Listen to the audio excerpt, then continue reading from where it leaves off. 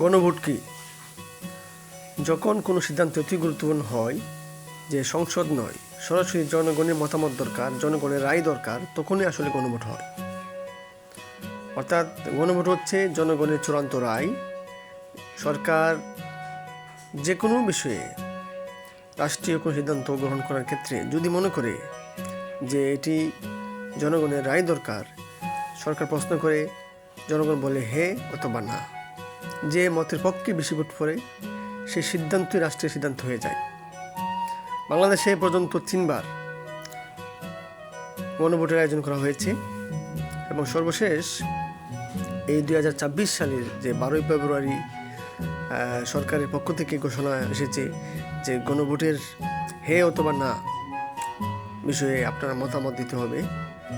তবে মনে রাখতে হবে, আগের 3টি গণভোট ছিল সুনির্দিষ্ট কারণে, তবে এবারটি সম্পূর্ণ ভিন্ন। এটি দেশ এবং জাতির কল্যাণে একটি সুন্দর বাংলাদেশ বিনির্মাণে কাজ করবে।